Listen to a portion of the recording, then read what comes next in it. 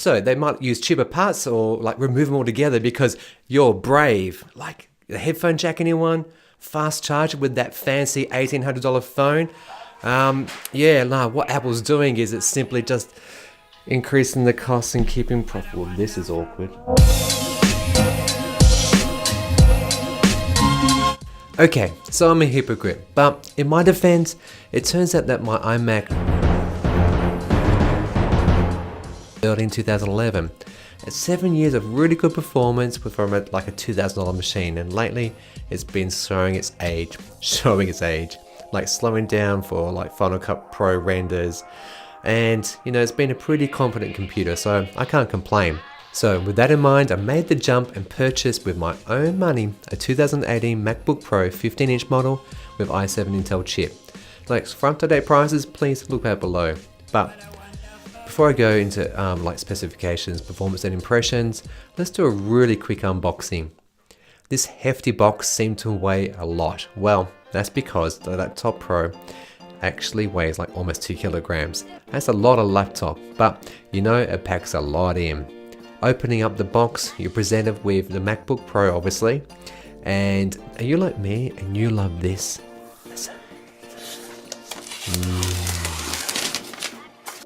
So looking around the Pro, you've got 4 Thunderbolt 3 ports, all of which support charging, DisplayPort, and transfer speeds up to 40 gigabits per second. Thankfully, Apple left a headphone jack, and Apple, if you're watching this, and I know you're not, but please consider leaving the headphone jack in. Okay, that'd be really appreciated.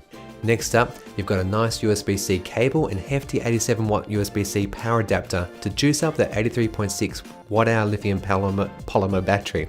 For my experience in the week that I've had it, charging takes a bit over an hour, which is pretty impressive given that Apple claims that you could actually run this thing 10 hours watching movies or web browsing. Completing this unboxing, you've got some really basic literature and everyone's favorite, stickers! Yay! Powering on the MacBook Pro, you face the usual configuration screen, so whilst that's occurring, let's run through the specs. The first thing I love about it is that touch bar with integrated Touch ID sensor. When they announced it several years ago, I thought, oh, but why would you get rid of those function keys? I mean, for me it wasn't like F5 and F6, no, it was about things like volume up and down and adjusting screen brightness, but well, this is next level because it responds contextually to what you're doing. If you're in the Finder, it changes. Final Cut Pro, it changes. Web browsing, you get the idea.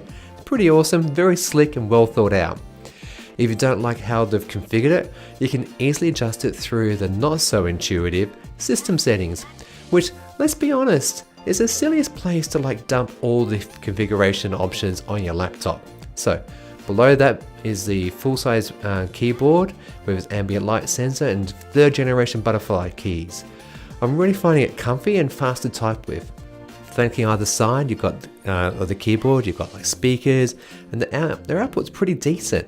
And I was surprised by these, so my plans for external speakers is currently on hold. The massive Force Touch trackpad allows for multiple touch gestures, pressure sensing capabilities, and gimmicky force click, which I haven't found a use for yet. The screen is a real standout, sporting a 15.4 inch LED diagonal IPS technology. It's buttery smooth and it's got 2880 by 1800 resolution, and it says it's 220 pixels, so retina quality with millions of colors.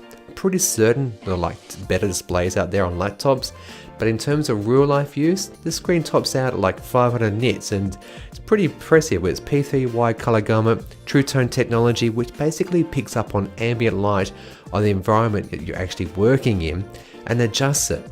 Think of it like white balance for your laptop screen. Yeah.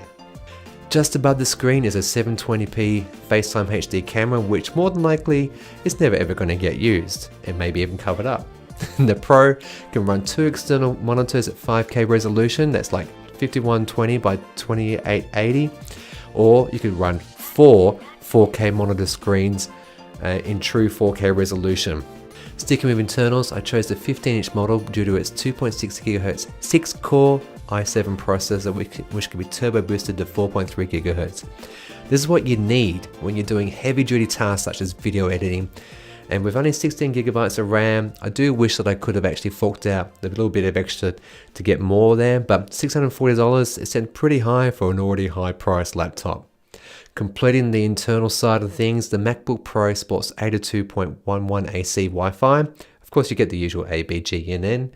And finally, Bluetooth 5.0, which in theory should mean multiple concurrent connections, as well as increased range and bandwidth. On the software front, it's running the latest Mojave OS. As a layperson, I believe that most of the improvements for this are generally under the hood, and they provide both faster processing of tasks and a smaller OS footprint. Some viewers out there will know way more than this, so please put your comments down below. And whilst you're there, consider subscribing. Not forgetting, I'm doing my subscriber competition until December 9. If you want more details on that, just look up here or follow the link down there, and good luck. One more thing I'm liking is the new dark mode. Instead of the usual white and grey, it now shows variations of black and more black. And you've got this dynamic desktop picture, which is a real good novelty. The T2 chip, now baked in, handles a lot of different controllers, so system management, image signal processing, audio, SSD, they're all now actually handled by that T2 chip. And on-the-fly encryption is reportedly actually a lot better with rewrite speeds up to crazy high levels. So with all this glowing praise, what's not to like? What's not to like? You know it's coming, right? So let's get this over with. USB-C. Ugh! I love that this thing can handle lots of data, like 40 gigabits per second. It's impressive.